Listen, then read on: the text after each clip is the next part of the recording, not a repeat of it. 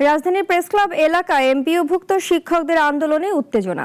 Sound grenade ও জলকামান ছুড়েছে police. আহত হয়েছেন বেশ কয়েকজন শিক্ষক। বাড়ি ভাড়া, চিকিৎসা ও উৎসব ভাতা বৃদ্ধির দাবিতে এই আন্দোলন চলছে। আন্দোলনকারীরা এখন অবস্থান নিচ্ছেন শহীদ মিনারে। এদিকে এমপিওভুক্ত শিক্ষকদের আন্দোলনের সংহতি জানিয়ে সমাবেশে যোগ দিয়েছেন এনসিপি নেতৃবৃন্দ।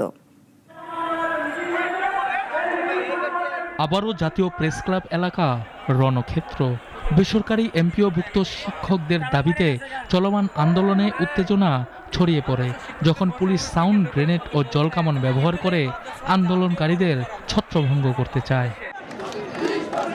মূল বেতনের 20% বাড়ি ভাড়া ভাতা সহ 3 দফা দাবিতে সকাল 8টা থেকে জাতীয় প্রেস ক্লাবের সামনে অবস্থান কর্মসূচিতে অংশ নেন এমপিওভুক্ত শিক্ষা জাতীয়করণ প্রত্যাশী জোটের শিক্ষক ও কর্মচারীরা। বাংলাদেশে কোথাও যে 1000 টাকা বাসা ভাড়া আছে, এটা একটা হাস্যকর বিষয় আর কি। আমাদের একটা ন্যায্য দাবি, সেটা হচ্ছে 20% বাড়ি ভাড়া।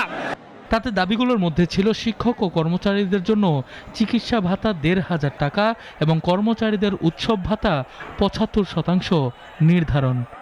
13 আগস্টে আমাদের বলেছিল যে আপনাদের দাবি আমরা সম্পূর্ণ পূরণ করব, কিন্তু আমাদের কোনো দাবি শিক্ষা উপদেষ্টা, শিক্ষা সচিব তারা আমাদের কোনো দাবি আমাদের পূরণ করেনি এখন পর্যন্ত। আমাদের পিঠ দেয়ালে ঠেকে গেছে। যতক্ষণ না পর্যন্ত আমাদের 20% বাড়ি ভাড়া গ্রহণ করা না হবে ততদিন পর্যন্ত আমাদের লাগাতার কর্মসূচি চলতে থাকবে। দুপুর 1:30টার দিকে পুলিশ রাস্তা ছেড়ে দিতে আন্দোলনকারীদের আলটিমেটাম দেয়। তবে উত্তেজনা ছড়িয়ে পড়ে এর কিছুক্ষণ পরই, যখন পুলিশ লাঠিচার্জ, সাউন্ড গ্রেনেড ও জলকামান ব্যবহার করে। এতে আহত হয়েছেন কয়েকজন শিক্ষক, কর্মচারী। পরিস্থিতি উত্তপ্ত হয়ে উঠলে আন্দোলনকারীরা ছড়িয়ে যান শহীদ মিনার এলাকায়।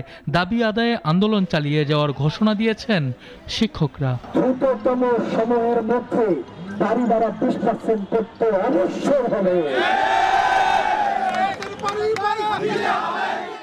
সানিয়া আহমেদ, নাগরিক, ঢাকা।